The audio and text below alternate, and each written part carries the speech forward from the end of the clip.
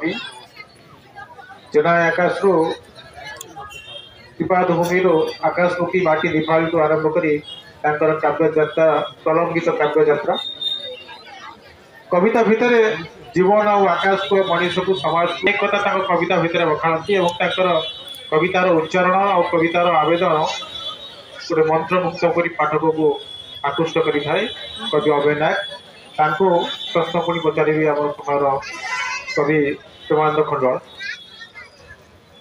कवि अभय नायक नई को छाटिली कूलगुंचा पानी मेघ को जाची तुमा फगुण संधरे प्रिया को छाटी छुरी आना फूल भमा नमिलु पछके अदरा अमरा अमर्त्य संभव क्षीय संघर्ष मोर असीम आनंद मते नरक निर्वाण दिय।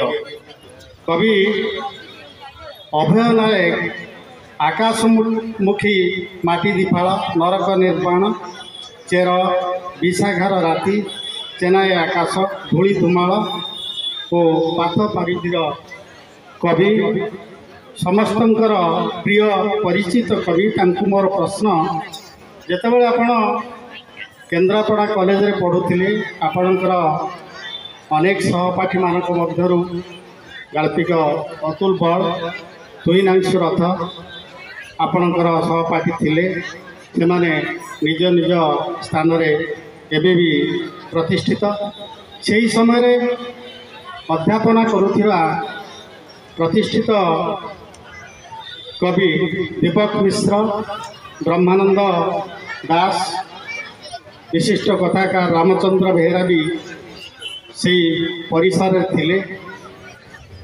आपण परिवार गोटे सारस्वत परिवार आप बड़ भाई जड़े प्रतिष्ठित कथाकार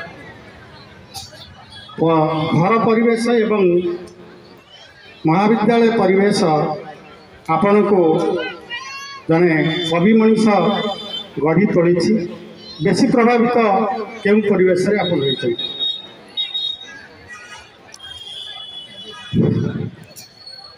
मंता सेन समस्त को नमस्कार और आपण मानू नमस्कार।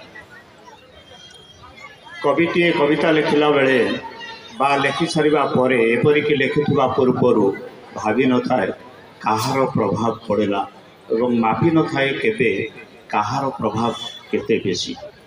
मते पढ़िथिबा लोक मते जानिथिबा लोक मो कविता को अनुशीलन करिथिबा लोक ही कहिबे बा समीक्षा करुथिबा लोक ही कहिबे कहार प्रभाव केते बेसी अछि। केवल मु एति कहिबी